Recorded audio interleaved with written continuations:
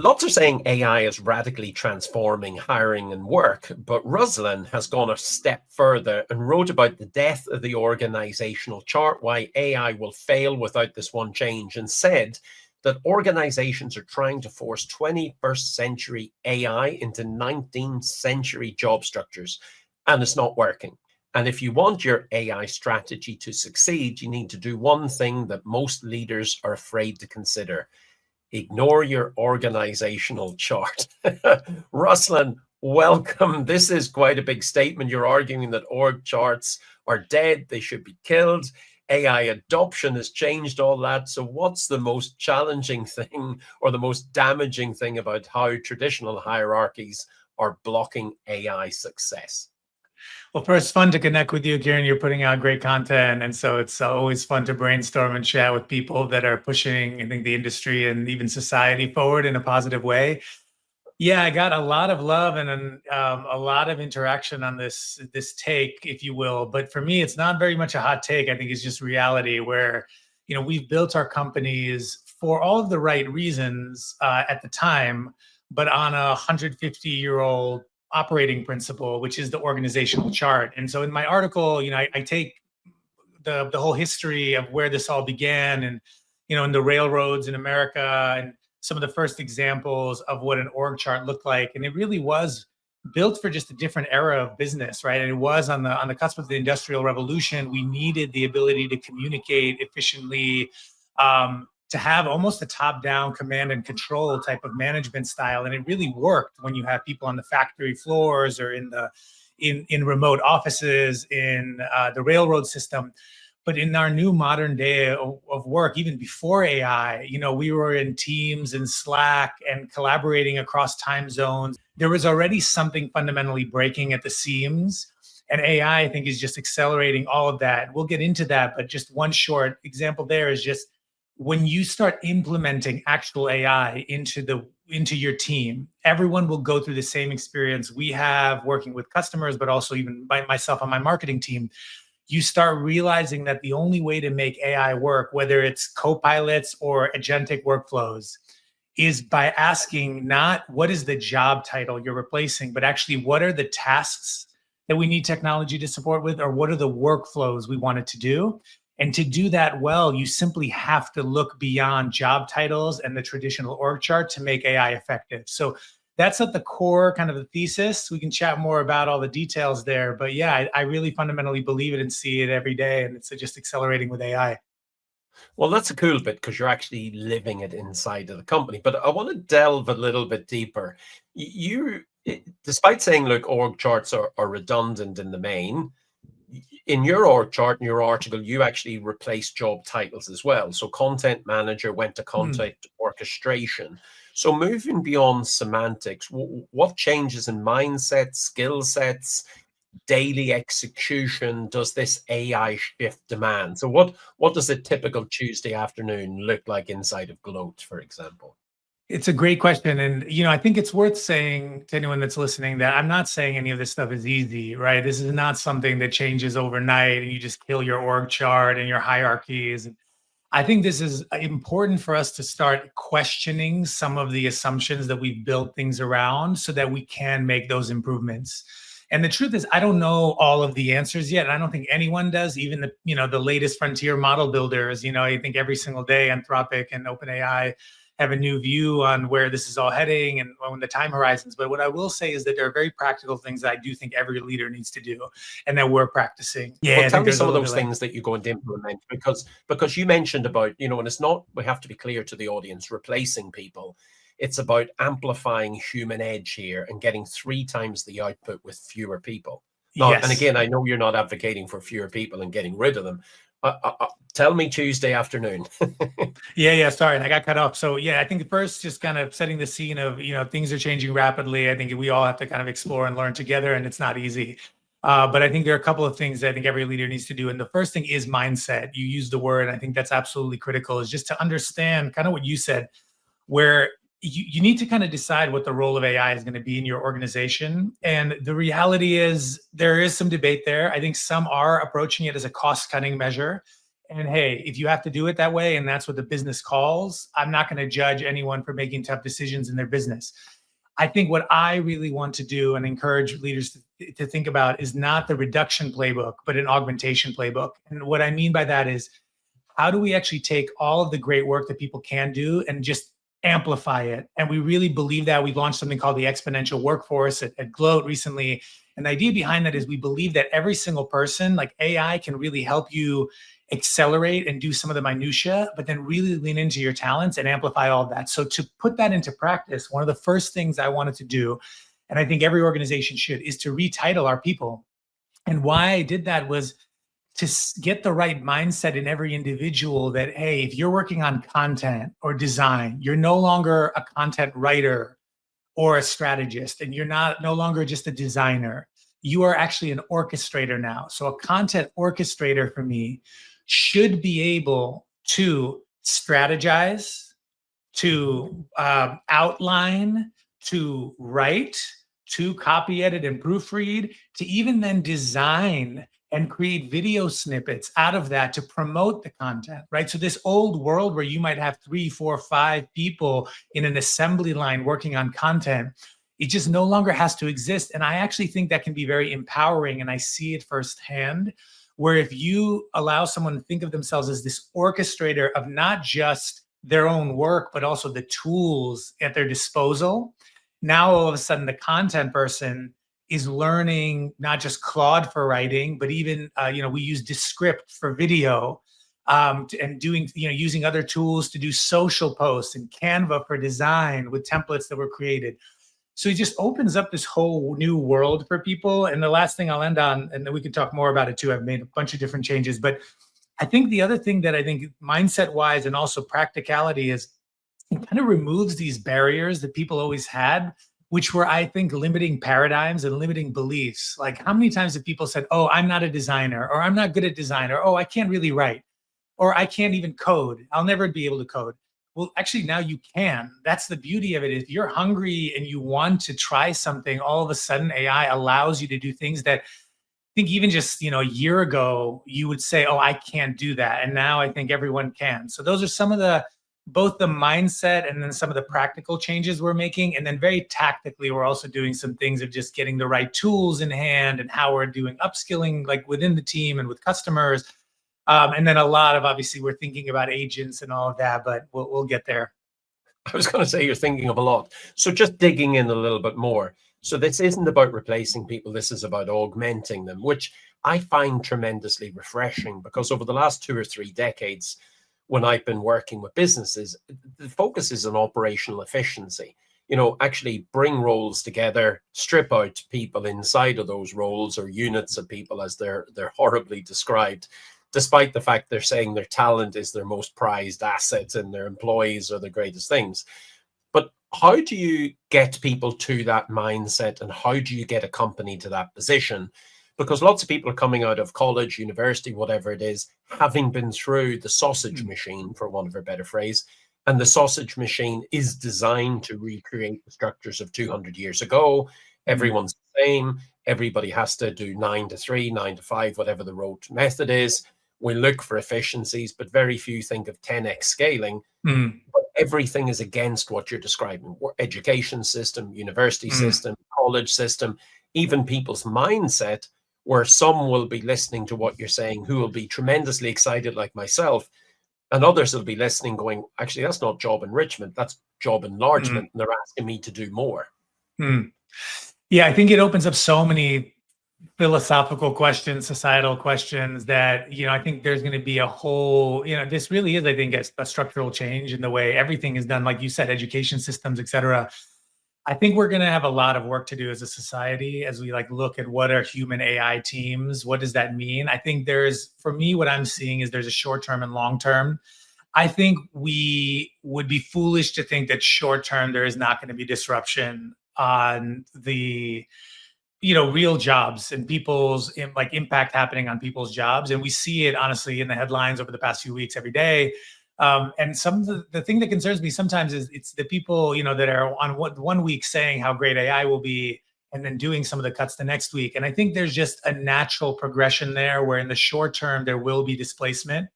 But I think in the long view, just like changes in society in the, the centuries prior, we will all figure this out and humans will be in a really good place. There are a lot of jobs over the history of humanity that no longer need to exist, right? And the one that's always talked about is, the replacement of bank tellers with ATMs, and everyone that followed that, it actually created way more jobs for the foreseeable future. Than what they thought would happen. Toll booth collectors, people going into coal mines, like risky jobs that had existed for years and years. I think society evolves, and in the long view, I think it's going to be great. I think in the short term, there will certainly be some displacement. I think the big question right now that I honestly don't have the answer to is that first kind of 5 years in the workplace, what happens to those jobs? Because there's some data suggesting that, they're the hardest hit right now. I think that's going to be a really big question for organizations. I will say one thing that I really think is important for education systems, and we spend a decent amount of time thinking about this too, although there's only so much we can do because we work with largest enterprises. There's, I think other people need to really take this on the mantle. But the CEO of DeepMind said something really interesting this past week even. He said the most important skill for the next generation will be learning to learn. And I actually think we need to revisit that in our education systems. I heard recently something that from a bunch of parent friends, who have teens and going to college, and they're actually still schools that are actually not allowing kids to use AI. And I think that is super dangerous. Like they are actually going to be the ones that are going to educate all of us on how to be using these tools. So if we go back to one in the education system, making sure we're empowering, enabling, like my hope is that the next generation coming into my workforce is educating me on these tools, right? Versus the reverse. And secondly, I think this idea of this hunger, desire to learn, empowering them, encouraging them, it's like ability to actually learn and growth mindset, I think is going to be more important than ever, rather than specific trade skills or specifics, like empowering generalists in a way that we haven't in a long time. I think are the big opportunities for us, but I think we're all just starting to learn that and figuring it out together. Yeah, I think that's the big fear that I'm seeing at the moment. Like numbers of years ago, STEM used to be the only game in town when it came to local universities. And some of the humanities and social sciences were actually removed, much to my personal disgust at the time, because I think we don't have people actually understanding and questioning what we're doing, anthropologists, sociologists, and everyone else. I think we're really in trouble. Now we really are in trouble because as AI steps in and does the logic, I think there is going to be more problems than we actually understand. At the moment, I think we're sleepwalking into something we don't see. I have to say, I personally get frustrated, when I see all these statistics about the young generation being the most impacted, because I'm sort of seeing a mix, there's tariffs, there's uncertainty, there's government change throughout, name your country as well.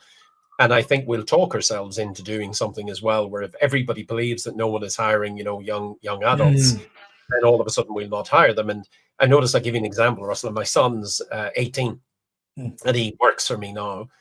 He came into the business. I gave him work to do, thinking it would take him days to do it. And he went, "Yeah, I've done that." And I went, "What?" He says, "I've done it." And I work with automation, innovation all the time. He went, "Yeah, I used make.com. I got Lovable out. I did a bit of Replete. I got Zapier up. I wrote some prompts. So now I don't have to do any of that. It was really boring. So now I'm doing the bits that'll add value to both of us." You know what I mean? You're sort of going, that's who I need in my business. I love that so much. Yeah, I think that's spot on.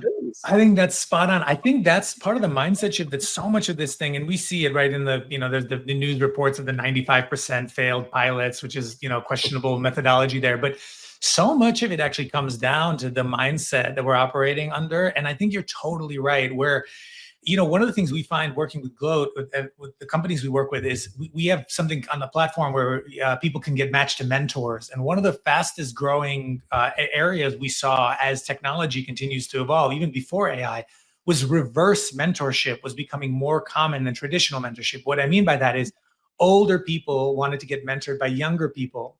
I think people sometimes forget that, if the next generation coming into the workforce is exactly like your son, they're literally, like, whether the schools allow it or not, are on GPT and Claude and Lovable and Replit and, and yes, they're on make.com and N8N and using all these tools that some workplaces aren't even allowing yet. So I think there's going to be such an opportunity for the companies that actually invest in the young talent and say, we're actually going to hire more. They're going to, I think, see outsized returns. And I think you're absolutely right. We have to be really careful about convincing ourselves of a certain narrative. I'm with you completely. If we do the right things and empower people to do their best work with AI as this amplifier, I think the new generation is going to be the biggest asset in our workforces. Yeah, we're going to violently agree in this. It'll be interesting to hear what the audience thinks as well. And I love that concept of reverse mentorship, because that's something, and I have to say, as CMO, we'll talk about typical, groups. So boomers love to mentor, you know what I mean? Yes. The millennials coming in, Gen Z, alphas, love to be menteed. But that's quite a shift for organizations in itself. I noticed I was brought into a cyber company. I was the adult in the room. It's not to say the others weren't, but slightly older. And actually, Gen Z was intimidated by the fact that I was older. And I got by the cliches, age comments every day, all harmless, you know what I mean? And I'm not offended in the slightest.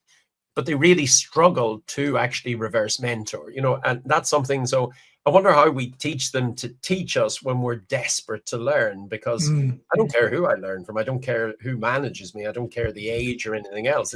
I'm focused on outcomes and outputs, and whatever you can show me, I'll consume it at a rate of knots. So how do we get every generation? Because we can't suddenly bring in a group of Gen Zs and go, okay, now we're going to transform industry. How do we get multi-generational talent all working together, all productive with all of these tools? Because Gen Z can't shoulder the responsibility for a quick make and a quick Zapier and 3 agents later, and you've got Procter and Gamble reinvent. I love that. It actually goes back to where we started this conversation. I think that's where all roads to me lead to this idea of the org chart versus this work chart. And what we find is, you're totally right. If you just say, hey, here's mentoring, go find someone, it doesn't work. It's awkward. It's like, some people like networking events, a vast majority don't. It's like super awkward. But if you actually revolve all of this around the work and deconstructed work, then all of a sudden you're putting these relationships into the flow of something that's already has to get done in the business. And what I mean by that is, and this is where we've had such success with Gloat, is when you start deconstructing jobs into the work to be done and the projects to be done within a company, you just assemble whatever team you need. You don't care. You stop asking, are they a first year? Are they a 10th year? Are they, what generation they're in? You say, this is the job that needs to get done. I need to assemble a team. And all of a sudden, you happen to have someone that might be 2 years into their job matched with someone, and in whatever role that person might be leading that project, and someone that has expertise that's been at the company for 30 years might be contributing. And that's where we actually see that authentic kind of growth of skills happening. And we really believe that. I personally believe that the same problem is happening with how we do upskilling with GPT or make.com, whatever it might be. You're not going to teach someone by saying, hey, here's a learning course on it. You have to apply it to the flow of work. Just like, I'm sure your son, right? He probably learned it and applied it for a specific use case. I need to get something done. I'm going to do whatever it takes to get it done. Sometimes that might be pulling in a person for advice, AKA mentorship. Sometimes that might be actually saying, hey, I need help from you to do this work. Sometimes it might be an agent or a tool. And that's, I think, where the unlock becomes, is if you think about the workflows and tasks that need to get done, assemble teams around that work, and you ask the broader thing of teams, like, what is a team? If it's no longer confined to just your org chart, it starts allowing you to have all of these, the kind of interactions I just described, where you're assembling not just younger and older talent, but even agents and technology right alongside of your own skill set. I think that's the big unlock, if we can all solve it. I think that goes back to your describing organizing around the work, not the job. Because then if I'm organizing, or a subtle difference to that one for me is organizing around the desired outcome.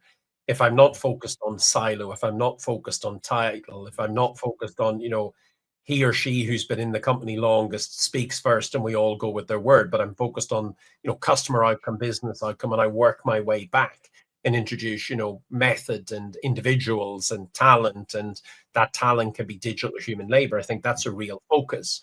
But how do firms make what sounds like, or what you're describing, this internal talent marketplace work?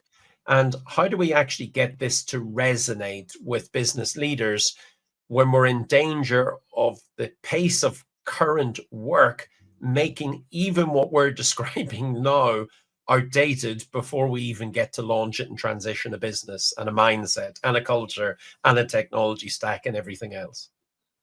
I think that's where the idea of marketplace dynamics is so powerful, where, the marketplace kind of manages itself, right? Supply and demand. That's the beauty of it. And so when we framed a little bit, we started as an internal marketplace at Gloat. So we had a lot of experience launching this concept of, people matching to jobs and projects within a company, and very large scale, the HSBCs and Schneiders and Standard Chartered and MasterCard and Spotify, really big enterprise. But what we learned in all of that is actually it's informed our evolution, where we actually just repositioned as a work orchestration platform. And the reason was because we realized that it wasn't about a marketplace of talent or opportunities. It was actually, the core behind all of this was getting work done. It was actually about a marketplace for work. And that, funny enough, when you apply marketplace dynamics with work at the core, everything moves faster. And I'll give some examples. If you want to launch an ice cream brand, I've used this example for many years. I just love it. It's so simple. What did you typically need to do at a CPG company? You needed to do consumer research. You probably needed a brand manager. That brand manager probably didn't exist. So you needed to first get the approval for the JD or the job rec. You go out and hire someone. They come in, they get the consumer research. Then you need to figure out the supply chain. This takes like months, if not years, to launch a new brand. We've worked with companies that just using a marketplace and a work orchestration like platform, they just post the idea, and the team assembles, and they were able to launch this in weeks. Literally, this is not made up, in weeks instead of years. And I see this all the time, constantly. We had Standard Chartered has this amazing story we documented where they rebuilt their entire trading infrastructure platform and got down the speed with which they were doing Forex trading by to milliseconds from seconds. And all of that was done not by hiring new people. It was literally someone had some free time and a desire to do it, assembled a team from around the world, put it together, and got it done. So when you start thinking about this as like this marketplace of, hey, let's empower every person in the organization to be able to post an idea of, hey, this is the work I need to get done, you'd actually be surprised at how many people want to work in a different geo, with a different team, with, get exposed to new parts of the business that they've never been worked on before. And so the larger organizations, they're sitting on so much talent. Even today, forget before they even launch agents and AI fully, just today, you're sitting on so much untapped talent and so many skills that I think if you apply this kind of idea of empower everyone to post work, assemble teams, get things done, you're going to see some amazing results, as I have at Gloat with some of these amazing companies that we get to work with. So one question on that then, everybody might want to work for the sexy project, which means that the non-sexy but essential, or it might even result in a much higher outcome, may not get done. So how have you accounted for that inside of the business, or Standard Chartered or Schneider or the others? Yeah, it's a great question. One thing I actually always say is, everyone, and I'm a CMO, I'm biased, but marketing is a very important skill. I think it's actually increasingly important to in the age of AI. How you position something, how you talk about it matters a lot. And the truth is, I think any project being done in the company can find the right person. That's, again, the beauty of a marketplace concept is you'd always be surprised. I just, bringing it to real life, we were just house hunting in New York here, and we saw a place that was totally overpriced. I couldn't imagine anyone living in it. And my wife, and it basically got off the market in like a week. And I told my wife, I was like, who would buy that place? She said, when you have a marketplace, there's always a buyer for everything. And I think that actually occurs in organizations. I actually thought about that for what we do at Gloat and the marketplace concept within companies. You'd be surprised that what seems unsexy to one person might be exactly what a person wants to work on or try in their next life. For some people, working with a marketer would be a nightmare. Oh, the marketing team, they just make up stuff. They're just like telling narratives. For others, even from product or engineering, that's exactly what they might want. It's like, I want to build my marketing skills, and vice versa. Someone might not want to work on the messy data infrastructure, boring projects behind the scenes, or the finance, team working on some accounting projects. But you seriously, when you get to a certain scale, you just really can't predict. And I actually think there is a buyer for everything, including the work that needs to get done in the organization. But one of the things we help organizations with is you have to think about positioning and marketing it in the right way for sure. And that is part of the job of a poster of work. Whoever's positioning the work that they're doing, they need to sell it a little bit for sure. Final question then. Is there a size of company where this starts to make sense? Because when I've worked in small companies, it wasn't called an internal marketplace. It was called, we just needed the job done. And therefore you just learned. And with that came what I describe as gorgeous agility. And with it came, that job enrichment that you wanted. And I used to use the phrase in these organizations, if you weren't scared, then we weren't aiming high enough. And they're the ability to learn and to decide and to make decisions on the hoof. That really made things work. But once you got a little bit beyond that, everybody started to trip over each other. And that's when the dare I say, the institutions, the hierarchies, the roles, the KPIs, the OKRs and everything else started to rear their gorgeous but ugly head, because then you got to the stage where the silo and the work and the process mattered more than the outcome. So somehow there's a golden goose here that's going to lay an egg, and it's finding the right size of that goose. That's the one I think orgs may find difficult currently, before they start going, yes, I want startup, I want marketplace, I want all this, sounds great. But so how do we reconcile the but, and what are a couple of things that firms can do tomorrow morning just to get this journey started? So size and journey.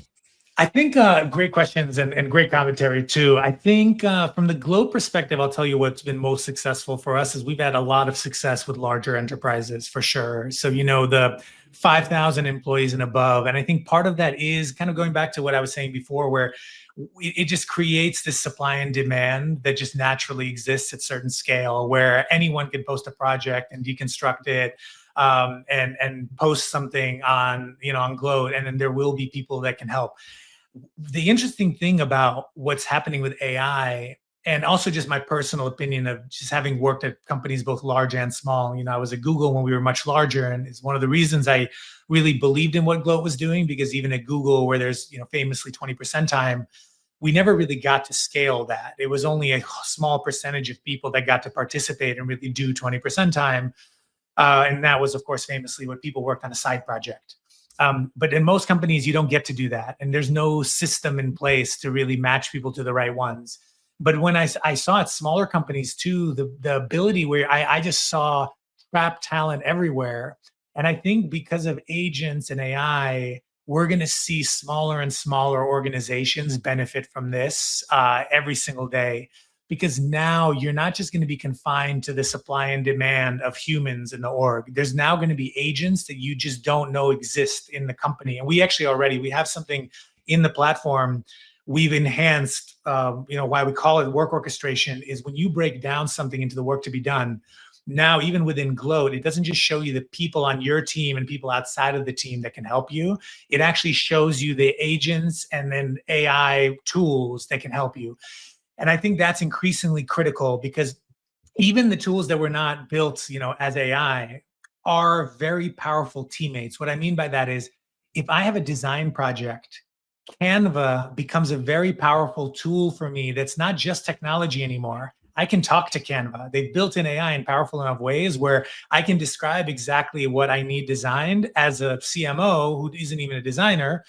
And it can design things for me. I can then use Gamma, which we have for slide deck creation at Gloat, to create slides. You go down the list, you can create videos with video resources. And then we have increasingly agents that can do things end to end. Like I need a case study written, I have a case study agent. I need something spun up for like a web page, I can do that. I need account research done, I have an agent. So this idea that now even a 10-person team having a place where work can kind of get deconstructed, and then you can become an orchestrator of both people and tools, I think becomes, much more relevant and a huge opportunity. So right now, short answer is large organizations really benefit from it. I think tomorrow every organization should think about how they implement a more dynamic way of breaking down work, orchestrating it. But I think over time, we're going to see even 10, 20, person teams really benefiting from something like this. Yeah, I really like that. It's interesting because if I take my own company as an example, we have agents for a huge variety of things, and I want less employees, not out of anything. I've managed teams of hundreds and thousands. I just don't want that anymore. I just want to manage a small, highly skilled team that gets excited by what they do. So again, same thing, agents everywhere. I do think people will worry, agent, and they sometimes put too high a bar in tech, put too high a hurdle. And I always say to people, as I do exec ed, or I talk to boards or whatever else, that how many calls have you been on where you've never met the person, but you believe they are real because they're sitting on the end of a Teams, a Zoom, or something else. They go all the time, and then they go, but are they not real? And you're going, well, I don't know. They could be. They might not be. Stop worrying about the people and the technology. Worry about the work that gets done, and then we'll work forward from there. But if nothing today, I totally adored our conversation. But when you said earlier on, people sometimes are confused about CMOs and what they do. Today, I've discovered you talk to Gamma and you talk to Canva. That must be what a CMO does. I talk to all of these tools. Actually, that's one tip I would give every single person and individual. I think people haven't realized the power of voice on all of these tools. I was actually thinking about doing a post on this, because if you're not using voice on Claude or GPT or all of that, Gemini, whatever ones you use, and including Canva, et cetera, you're getting like 20% of the value out of these tools. So yeah, voice is very powerful. I think it's also the future of how we communicate to all these tools. But yeah, absolutely. CMOs do a lot of that and then some. But if anyone wants to learn what we do on a day-to-day basis, and anyone wants to talk about what I think the future of marketing orgs will be in an AI era, I'm happy to connect with anyone and everyone. So definitely, that's another podcast that we need. So how do people connect with you? How do they find out a little bit more about yourself, the work you're doing, your research, Gloat, and everything else that we've spoken about today? Yeah, it wouldn't be a good CMO if I didn't encourage people to go to gloat.com just to learn more about what we do, because we're doing a lot of this work with organizations. But obviously, we got pretty philosophical today, thinking about the future. So if anyone wants to follow my thinking on all of that personally, and what I'm doing on my own team, LinkedIn is always the best way. So just look me up on LinkedIn, RUSLAN.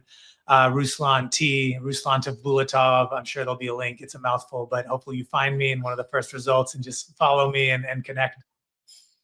I'll add it into the notes of the podcast, the webinar, and everything else that we turn this into. Look, absolutely brilliant. I'm a huge fan of your writing. I think the days of hierarchies or silos and everything else, they should be gone. Organizations work, the end product, the customer, whatever we want to call it, need the agility that we've got. People are fed up being siloed and put into a box. The technology and the toolings there, the desire of every generation to grow and to develop and to be part of creating something that matters has existed throughout the millennia. Long may we continue to see that. So my goodness, if it's marketplaces, AI, just mindset, I don't really care. I want work that's enjoyable, work that's fun, work that's meaningful. And I love what you've done, which is put your people at the core of what you're trying to do, because it's not just about technology, it's about great people as well. And I just sometimes do wonder, if we got as excited and we spent as many dollars and wrote as many inches about great people as we do great technology, imagine the workplace that we would create today. Look, everyone who's listening in, thank you very much for listening. Until next time, we'll see you online or somewhere on LinkedIn or all the other social media platforms that we're on. Brilliant. Thank you so much indeed. Have a wonderful day. Thank you so much.